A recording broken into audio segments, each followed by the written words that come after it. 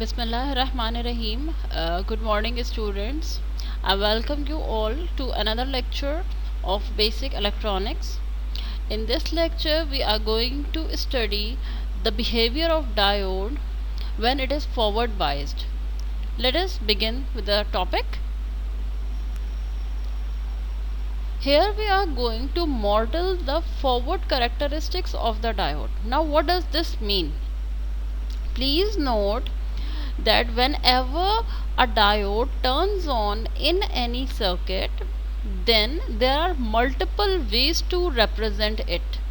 We have already seen the ideal diode model, in which when a diode turns on, we replace it with a short circuit. So, similar to the ideal diode model, we will be studying some other models in which we will be replacing the diode with different elements when it is forward biased. In all of these models, we will only be representing the forward characteristics of the diode. I mean to say कि हम diode को सिर्फ forward बाइस के अंदर जो है वो represent करेंगे. रिवर्स बाइस में चाहे डायोड आइडियल हो, प्रैक्टिकल हो, कैसा भी हो, we will always be representing it with an open circuit. That means it will have no current. Let us go to the next slide. So here are the names of the different methods or the models with which we can represent the forward characteristics of a diode. The first method is the exponential model. We are going to study this model over here. But please note that this is a very tedious method and a very difficult method, a lengthy method.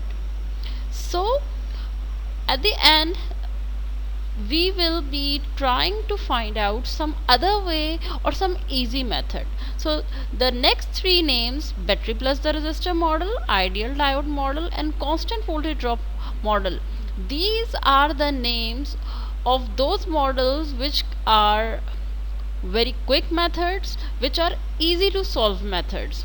So we will be covering all these in our course over here. In fact, ideal diode model and the relevant numericals have already been covered in lecture number 3. Similarly, constant voltage drop model and some of its numericals have already been covered in lecture 3. So mostly in this lecture we will be discussing the exponential and the battery plus resistor model, and we will also revise the concept of voltage drop model. Let us begin. The first method is the exponential model. Exponential model का clearly मतलब ये है that we are actually going to represent the current of the diode with its exponential current equation. We have already studied this equation when we studied the forward bias behavior of the diode, if you remember. This expression clearly indicates that there is an exponential relation between the voltage of the diode and the current of the diode. ठीक है. Since this is the exact equation of the diode current in forward bias region, therefore what we say that this model is the most accurate model. जाहिर है, when it is using the exact current equation of diode, this must be an accurate model. However, it is very clear that because of the presence of the exponential term, definitely this method will be difficult. नज़र आ रहा है कि exponential term involved है, शायद ये difficult होगा. Of course, if it is difficult, it will be consuming more time. Time भी ज़्यादा खर्च होगा इसमें आपका. अच्छा, और अगर ये कि सर्किट में अगर एक डायोड प्रेजेंट है and if you have to use this equation, okay, that's fine. What will happen if there are multiple diodes present in the circuit and you have to use this equation? The circuit and the calculations will become extremely complex. Therefore, after studying the features of this method, we can very easily say that this method will be seldom used. ये शायद इतना ज़्यादा इस्तेमाल नहीं होता होगा. Now let us see what this method is all about. अच्छा भाई, सबसे पहली बात ये है कि ये एक सर्किट है, let us see the example.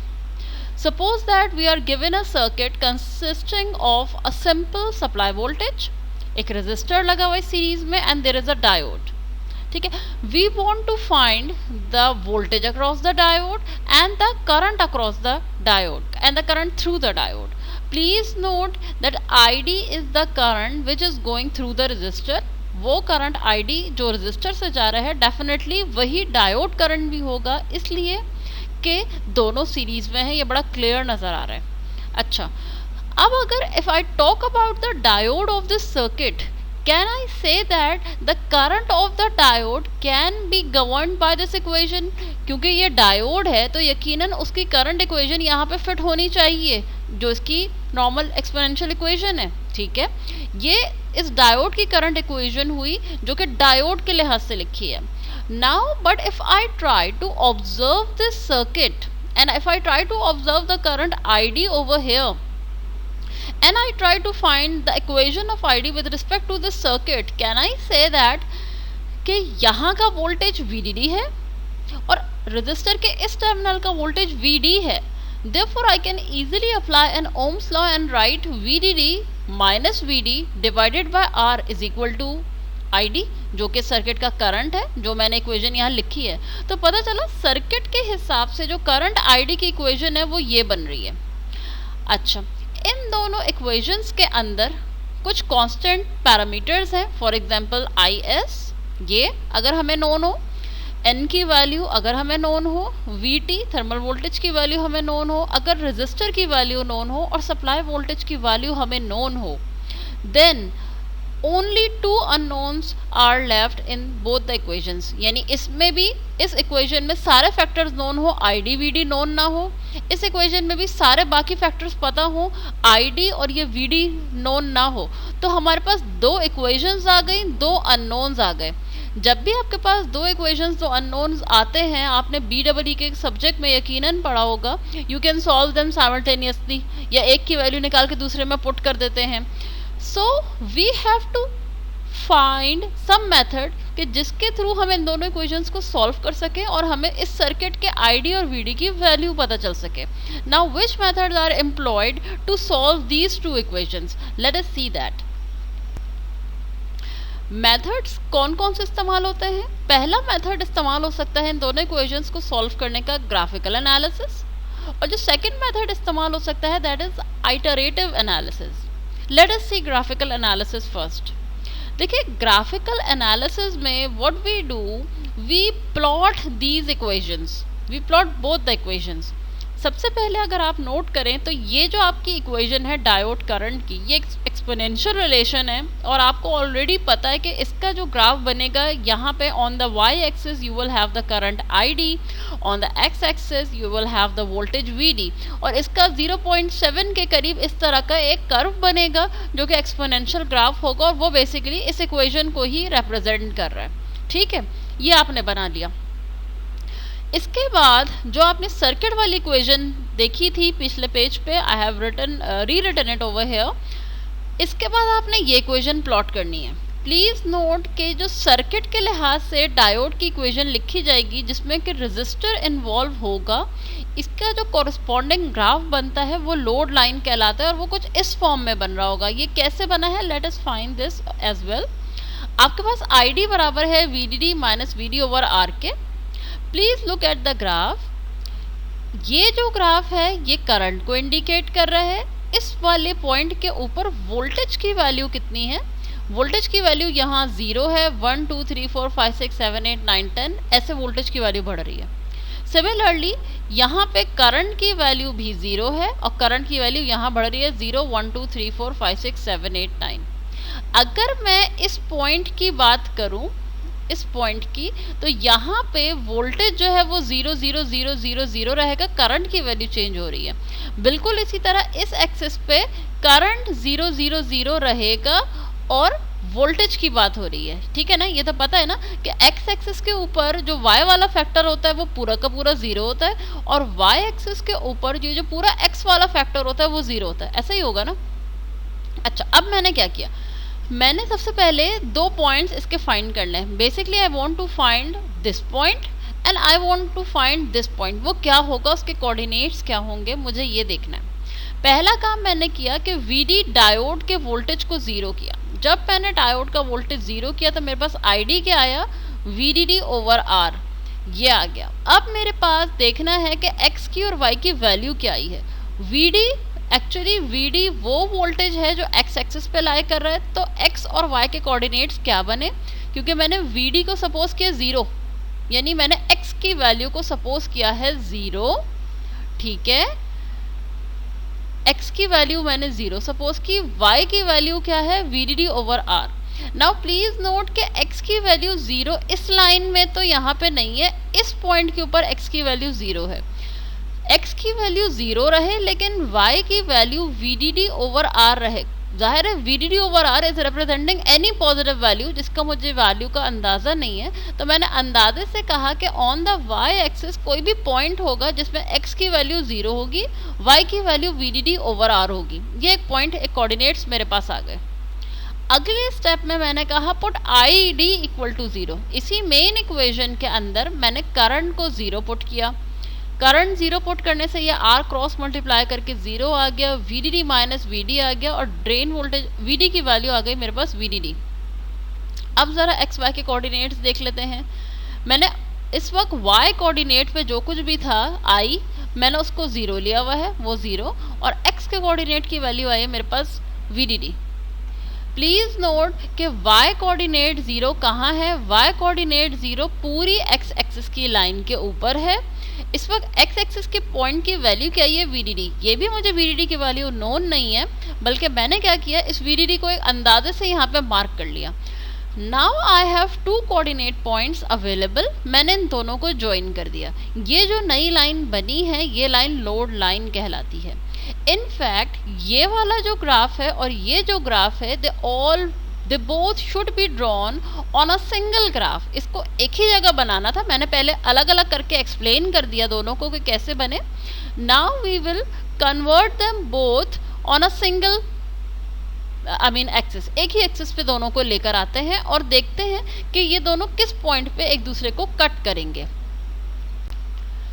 So here in the next step I have combined both the graphs। ये डायोड का IV कर्व नज़र आ रहा है मुझे, ठीक है, here it is, and this is the load line, here it is। वो point जहाँ आके लोड लाइन और डायोड का ग्राफ एक दूसरे से कट करेंगे, इंटरसेक्ट करेंगे, ये पॉइंट Q पॉइंट कहलाता है। Q point is also called as quiescent point. इसका मतलब होता है अनमूविंग पॉइंट, जो पॉइंट के मूव नहीं कर रहा, this is the quiescent point, ठीक है। इस पॉइंट के ऊपर आकर जो भी आपको वोल्टेज की वैल्यू नज़र आ रही है, यानी कि यहाँ से ये डॉटेड लाइन प्लॉट हुई हुई है, जो भी वोल्टेज आ रहा है, और ये जो डॉटेड लाइन बता रहा है जो भी करंट आ रहा है, ये हमारे सर्किट में करंट की और वोल्टेज की वैल्यू है, ठीक है। क्यूसेंट पॉइंट जहाँ पे कट हुआ, ठीक है, वहाँ से डॉटेड लाइन आपने गिराया एक्स एक्सिस पे, जो जहाँ पे भी कट करे वो आपके सर्किट के वोल्टेज की वैल्यू है। जो भी डॉटेड लाइन यहाँ पे आ रही है, वाई एक्सिस पे जिस पॉइंट पे कट करी है, वो आपके सर्किट की करंट की वैल्यू है। अब आपको पता ये चल रहा है कि इतना छोटा और इतना सिंपल सा सर्किट सॉल्व करने के लिए एक डायोड का कर्व बनाना पड़ा, एक लोड लाइन बनानी पड़ी, उनको कट करना पड़ा, उसके बाद एक्सिस में ये इसको गिरा के यहाँ पे टच कराया, इसको गिरा के यहाँ टच करा के इतनी सारी वैल्यूज़ आपको बतानी पड़ी। इतना प्रोसीजर करके एक सिंपल से सर्किट की रीडिंग्स आई, उसमें एक रजिस्टर, एक डायोड और एक सप्लाई लगी थी। तो अगर बहुत सारे रजिस्टर्स होते और बहुत सारे डायोड सर्किट में होते तो कितनी कॉम्प्लेक्सिटी बढ़ जाती। देयरफॉर इस मेथड को ग्राफिकल एनालिसिस से सॉल्व करने के बाद हमें ये पता चल रहा है कि this is a complex method. अगले स्टेप में हम अगले प्रोसीजर के ऊपर स्विच करते हैं और देखते हैं कि अगर हमें आइटरेटिव एनालिसिस से एक्सपोनेंशियल मॉडल को सॉल्व करना होता तो क्या होता। आई मीन टू से कि ये जो डायोड करंट की इक्वेशन है ये वाली, और ये जो सर्किट की इक्वेशन थी आपकी I D equal to V D minus V D, अगर उनको ग्राफिकली सॉल्व नहीं करेंगे तो उनको किसी और तरीके से भी सॉल्व कर सकते हैं। वो मेथड क्या है, वो है आइटरेटिव एनालिसिस। ठीक है, इक्वेशंस हमारी दोनों वही हैं जो हमने देखा है। हम करेंगे इसको आइटरेटिव से सॉल्व। आइटरेटिव एनालिसिस का मतलब ये होता है कि हमें बेसिक ड्रॉप डायोड का पता है कि वो 0.7 है। अब हमें देखना है कि अगर उसके थ्रू करंट चेंज हो रहा है डायोड के थ्रू, तो उसके वोल्टेज में क्या चेंज आएगा, ये हम ऑब्जर्व करने की कोशिश करते हैं। ठीक है, तो आइए late us see the iterative analysis. Okay, before we actually start our study of iterative analysis, we will be doing a small derivation because this end result, this equation, we will be using this equation in the iterative analysis. ठीक है, so from where we are getting this equation we should know. First of all, आपको ये पता है कि ये diode की basic current equation है, I D equal to I S e raise to the power V D over V T. ये diode की इक्वेशन है। देखिए ये इक्वेशन क्या बता रही है, ये इक्वेशन ये बता रही है कि अगर डायोड का वोल्टेज वी डी चेंज होगा तो करंट आई डी को चेंज होना चाहिए, keeping all other factors constant. अगर बाकी सारे फैक्टर्स कांस्टेंट हैं तो अगर डायोड का वोल्टेज चेंज होता है तो करंट चेंज होगा, और अगर करंट चेंज होता है तो there should be some change in the voltage. Based on that मैं ये कह सकती हूँ, अगर मैं एक डायोड के लिए इक्वेशन लिखूँ कि अगर उसके अक्रॉस वोल्टेज V1 है, उसका जो करंट होगा कॉरस्पॉन्डिंग वो I1 कहलाएगा। बिल्कुल इसी तरह अब अगर उसका अक्रॉस का वोल्टेज V2 हो गया तो उसका जो करंट है यकीनन वो I2 होगा। यानी ये एक ही डायोड है, उसका वोल्टेज V1 था तो करंट I1 हुआ, वोल्टेज V2 था तो करंट I2 हुआ। प्लीज नोट कि ये जो इक्वेशन है ये एक्सपोनेंशियल इक्वेशन ही है डायोड की। तो आइटरेटिव एनालिसिस में अगर मैं एंड में जाके ये इक्वेशन यूज करूं तो मुझे पता होना चाहिए कि ये इक्वेशन एक्सपोनेंशियल इक्वेशन से ही निकल कर आई है। ठीक है, अच्छा, now we will be dividing equation number 2 by equation number 1। I2 को I1 से डिवाइड किया, ये ऊपर वाली टर्म ऊपर आ गई और ये डिनोमिनेटर की टर्म नीचे चली गई। ठीक है, अच्छा, IS से IS कैंसिल हुआ, e की पावर V2 ओवर NVT ऊपर रह गया, ये वाली टर्म नीचे आ गई। अगले स्टेप में ये वाली जो टर्म है V1 ओवर NVT ऊपर चली गई, लेकिन इसके साथ क्या हो गया, ये माइनस साइन आ गया। और उससे नेक्स्ट स्टेप में मैंने इन दोनों का एलसीएम लेके इन दोनों को बेसिकली इन दोनों को ऐड कर दिया। जब ऐड करेंगे तो क्या होगा, NVT नीचे कॉमन आ जाएगा और V2 माइनस V1 ऊपर आ गया। LN ले लिया दोनों के लिए, तो यहाँ वाली चीज़ तो LN में आ गई I2 ओवर I1, और LN और E जब कैंसिल हुए तो ये जो पूरा फैक्टर था ये नॉर्मल फैक्टर बन के नीचे आ गया, V2 minus V1 over NVT। अगले स्टेप में क्या किया, V2 माइनस V1 तो यही रहा, NVT जाके क्रॉस मल्टीप्लाई हो गया LN के साथ, ये रहा, NVT के साथ जाके मल्टीप्लाई हो गया, V2 माइनस V1 एक ही जगह पे। चूंकि LN बराबर है 2.3 टाइम्स ऑफ लॉग के, तो अगले स्टेप में मैंने जब इसको लॉग की फॉर्म में लिखा तो LN की जगह क्या आ गया, NVT देखिए एज इट इज लिखा हुआ है, NVT एज इट इज लिखा हुआ है यहाँ पे। LN की जगह आई एक टर्म 2.3 और दूसरी टर्म आई लॉग। ठीक है, 2.3 लॉग, ये आपके पास एंड रिजल्ट है। तो आइटरेटिव एनालिसिस में एक्चुअली हम एक्सपोनेंशियल इक्वेशन की ये वाली फॉर्म यूज़ करने वाले थे, लेकिन अगर मैं डायरेक्ट ये फॉर्म यूज़ करती तो आप कहते कि ये एक्सपोनेंशियल इक्वेशन कैसे हो गई। तो यही अभी आपने देखा कि एक्सपोनेंशियल इक्वेशन को जब आपने यूज़ किया तो ये आपके पास इक्वेशन बन रही है, जिसमें से हमें पता चल रहा है कि V1 और I1 एक ही डायोड के करस्पॉन्डिंग वोल्टेज और करंट है, और V2 I2 उसी डायोड के करस्पॉन्डिंग वोल्टेज और करंट है। अब हम देख सकते हैं कि आइटरेटिव एनालिसिस कैसे की जाएगी। We are now going to start the iterative analysis. The question given is solve the given circuit using the exponential model with iterative analysis.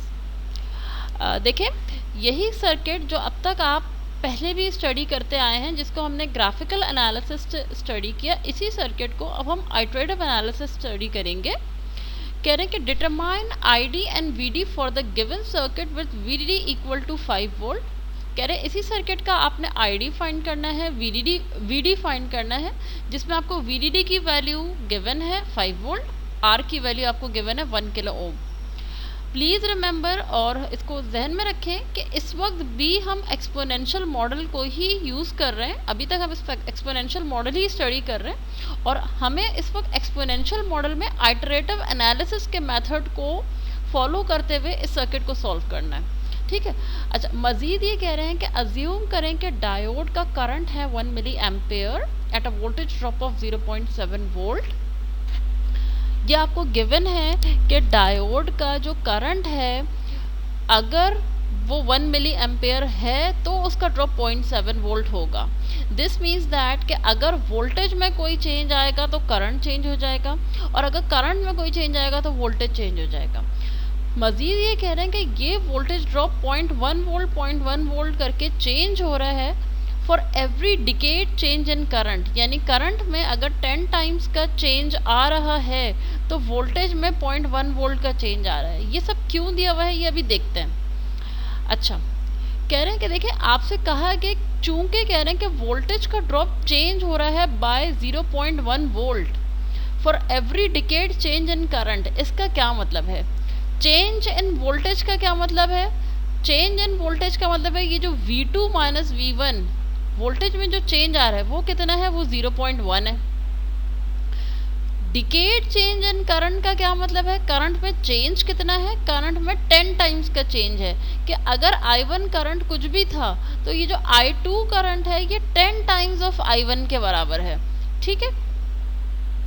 अब हमें चूंकि पता है कि इक्वेशन बेसिकली आइटरेटिव एनालिसिस के लिए ये इक्वेशन यूज होगी V2 minus V1 2.3 NVT log of I2 I1। इस इक्वेशन के अंदर एक्चुअली सारे फैक्टर्स इस वक्त हमें यहाँ पे इनकी वैल्यूज नज़र आ रही है। हमें बेसिकली 2.3 NVT की वैल्यू फाइंड करनी कि 2.3 NVT की वैल्यू क्या है। इसके बाद हम आइट्रेशन स्टार्ट करेंगे, क्योंकि आम तौर पे क्वेश्चंस के अंदर n की वैल्यू 1 और Vt की वैल्यू रूम टेम्परेचर वगैरह करके दी होती है। इस क्वेश्चन के अंदर n और Vt की कोई वैल्यू गिवन नहीं थी, लेकिन उसके बदले में ये कुछ डिटेल्स मौजूद थी, यही कि V2 माइनस V1 0.1 है, I2 10 टाइम्स I1 है। इन डिटेल्स की मदद से हम 2.3 NVT की वैल्यू सबसे पहले अपने पास फाइंड करके रखेंगे so that we can use it in the iterations. V2 minus V1 की वैल्यू क्या आ गई? 0.1 आ गई। 2.3 NVT क्या आ गया? एज इट इज आ गया। लॉग आ गया। I2 की जगह मैंने क्या रखा? 10 टाइम्स ऑफ I1 रखा, और I1 खुद एज इट इज लिखा हुआ है। सबको सॉल्व कर दे। I1 से I1 कैंसिल हो जाएगा। लॉग ऑफ 10 आपको पता है 1 होता है, तो इसका मतलब है ये पूरा फैक्टर एक तरह से 1 हो गया। तो आपके पास क्या बच रहा है? 2.3 NVT 0.1 के बराबर है। तो अब आप जब भी एनालिसिस करेंगे इस वक्त 2.3 NVT की वैल्यू 0.1 रखेंगे। अगर ये सिचुएशंस चेंज होती हैं, जो गिवन कंडीशंस हैं वो चेंज हो जाए, वो कहते हैं कि V2 चेंज इन वोल्टेज जो है वो 0.3 हो जाए, तो यकीनन आप V2 माइनस V1 की जगह 0.3 लिख देंगे। अगर change in current decade change ना हो, 10 टाइम्स चेंज ना हो, बल्कि कहते हैं there is twice change in current, thrice change in current, 4 times change of current, तो उसी लिहाज से ज़ाहिर है ये I2 की equation with respect to I1 ये सब भी चेंज हो जाएगा, ठीक है। अच्छा, अब हमारे पास पता चल गया 2.3 NVT की वैल्यू आ गई 0.1। फर्स्ट आइट्रेशन पे आ जाए। फर्स्ट आइट्रेशन का मतलब क्या है? I don't have any basic exact value, I don't have any exact value, बल्कि मैं बेसिक वैल्यू की मदद से उठाकर अपनी एक आंसर ले आऊँगी और उसको रिफाइन करने की कोशिश करूँगी। तो फर्स्ट आइट्रेशन में क्या किया मैंने? ये ID करंट यहाँ पे है, इसकी इक्वेशन क्या है? VDD minus VD over R, ये इक्वेशन मैंने लिखी। मुझे एक जनरल पता है कि डायोड का ड्रॉप 0.7 है, तो मैंने VDD वैल्यू पुट की, R की वैल्यू पुट की। करंट की वैल्यू जो मेरे पास पहली आई फर्स्ट आइट्रेशन की वो आई 4.3 मिली एम्पेयर। प्लीज़ नोट के कहा हुआ है कि वोल्टेज ड्रॉप 0.7 कब होगा? जब करंट 1 मिली एम्पेयर होगा, ठीक है। तो अब आप ये देख लें कि यहाँ तो करंट 1 मिली एम्पेयर नहीं है, तो मैं ये नहीं कह सकती कि इस डायोड का वोल्टेज ड्रॉप 0.7 होगा। मुझे इस डायोड का वोल्टेज ड्रॉप चाहिए, मुझे सर्किट में जो करंट है, जो कि डायोड का भी करंट है, वो करंट चाहिए। करंट तो मुझे आ गया 4.3 मेरे पास मिली एम्पेयर, लेकिन क्या ये 4.3 मिली एम्पेयर के ऊपर 0.7 का ड्रॉप सेट है? ये सेट नहीं है। इन्होंने पहले ही कहा हुआ है कि 1 मिली एम्पेयर करंट पे 0.7 का ड्रॉप तो ठीक है, 4.3 पे करंट का ड्रॉप नहीं है सही, वोल्टेज का ड्रॉप सही नहीं है। तो I must calculate a new value for the voltage drop. अब वो वैल्यू मुझे कैलकुलेट करनी है, so let us see how we can do that. अच्छा, आइटरेटिव एनालिसिस को अब हम यहाँ पे कंटिन्यू करते हैं। अच्छा, I have written the previous equations again for easy reference. मैंने ये फर्स्ट स्टेप परफॉर्म किया और मुझे आईडी करंट की वैल्यू 4.3 मिली एम्पेयर मिली है। आइटरेटिव वोल्टेज क्या होगा वो हमें फाइंड करना है, तो मैंने अपनी इक्वेशन लिखी V2 minus V1 2.3 NVT log of I2 over I1। इसमें V1 और I1 की इनिशियल वैल्यूज़ वो हैं जो मुझे क्वेश्चन में गिवन थी कि अगर वोल्टेज 0.7 होगा तो करंट की वैल्यू 1 मिली एम्पेयर होगी। ये एक गिवन था, तो इसका मतलब है इस फॉर्मूला में जो V1 I1 है वो बेसिकली मेरी ये इनिशियल वैल्यूज़ हैं। अब मेरे पास जो I2 नया आया है वो क्या है, 4.3 मिली एम्पेयर आया।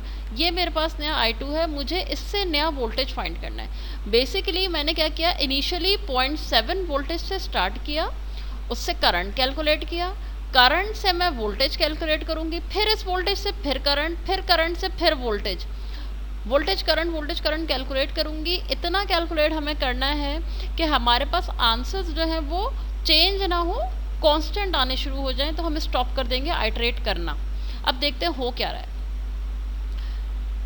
मैंने V1 I1 I2 की वैल्यू पुट की इस फॉर्मूला के अंदर। I2 पुट कर दिया 4.3, I1 पुट करा 1 मिली एम्पेयर, 2.3 NVT की जगह मैंने पुट किया 0.1, V1 0.7, V2 की मेरे पास वैल्यू आई है 0.76।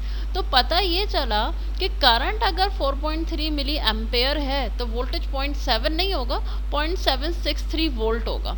फर्स्ट आइटरेटिव वैल्यूज़ जो मेरे पास आई वो क्या आई कि आईडी अगर 4.3 मिली एम्पेयर है तो ये वीडी ये है। अब मेरे पास एक अच्छा वोल्टेज ड्रॉप आ गया है, ये बेटर वोल्टेज ड्रॉप आ गया है। इसको यूज़ करते हुए अब मैं ज़रा अपना करंट कैलकुलेट करती हूँ कि देखती हूँ अब करंट में क्या चेंज आ रहा है। अब मेरे पास करंट की यही पुरानी इक्वेशन थी जो मैंने पहले यूज़ की थी। इसमें मैं नया VD, नया वोल्टेज जो कि थोड़ा एक्यूरेट वोल्टेज है, इसको पुट करके देखती हूँ। इसको जब मैंने पुट किया 5 माइनस 0.763, तो जो करंट आया 4.3 के करीब करीब ही आया, 4.2 आ गया, रफली 4 में ही चल रहा है करंट। ये मेरा थोड़ा सा मज़ीद रिफाइंड, मज़ीद बेटर करंट है। अब मेरे पास इसी करंट से मैंने नया वोल्टेज फाइंड करना है। नया वोल्टेज फाइंड करने के लिए आपको पता है वोल्टेज फाइंड करने के लिए हमेशा यही इक्वेशन इस्तेमाल होगी, यही यहाँ पे लिखी हुई है V2 माइनस V1। लेकिन इस वक्त V1 और I1 क्या होंगे, V1 और I1 अब पुरानी आइट्रेशन के जो रिजल्ट्स थे ना वो V1 I1 होंगे, यानी कि VD ये जो था 0.763 ये मेरा V1 हो गया। इसका जो करंट है 4.3 मिली एम्पेयर वो उसका करंट I1 बन गया। नया जो मेरा करंट आया है 4.237 ये बेसिकली बन गया मेरा I2, और इसके कॉरस्पॉन्डिंग V2 मुझे फाइंड करना है। यानी पिछले वाले की रीडिंग आपकी अगले वाले स्टेप के लिए V1 I1 की रीडिंग्स बन जाएंगी। ये बात मुझे समझ में आ गई। अच्छा, अब आपने सब पुट कर दी, V1 पुट किया, I2 की वैल्यू पुट की, I1 की वैल्यू पुट की, अगला आंसर आया आपका 0.762। तो अब आप देख रहे हैं कि ये आंसर आया था 0.76, ये भी तकरीबन 0.76। सेकेंड आइट्रेशन की वैल्यू मेरे पास दोनों यहाँ पे अवेलेबल हैं, 4.237 0.762। चूँकि मेरे पास वोल्टेज की वैल्यू पॉइंट के बाद 2 डिजिट तक कांस्टेंट हो गई है, I need not to perform the third iteration. अगर सपोज ऐसा नहीं हो रहा होता, ये 7.6 के बजाय एकदम से 7.9 पे स्विच हो गया होता, या 0.7 के बजाय 0.8 पे स्विच हो गया होता, तो फिर मैं थर्ड आइट्रेशन भी करती। बहरहाल ये वैल्यूज़ फिक्स हो ना हो, आपने पेपर में 3 आइट्रेशन से ज़्यादा परफॉर्म नहीं करना। और प्रोसीजर बेसिकली क्या है कि पहली रफ वोल्टेज से करंट निकाला, करंट से फिर वोल्टेज निकाला, फिर वोल्टेज से करंट निकाला, फिर करंट से फिर वोल्टेज निकाला। बेसिकली एक इनिशियल वैल्यू को लेकर जो कि हमें नोन थी, उससे हम आहिस्ता आहिस्ता अपनी वैल्यूज़ को रिफाइन करते चले जा रहे हैं, ज़्यादा बेहतर बनाते चले जा रहे हैं। ठीक है, this is how the iterative analysis is done. ये आइटरेटिव एनालिसिस भी यही बता रही है कि इतना सिंपल सा सर्किट था और इसके लिए आपको इतनी एनालिसिस करनी पड़ी। सो we will be looking for some easy method.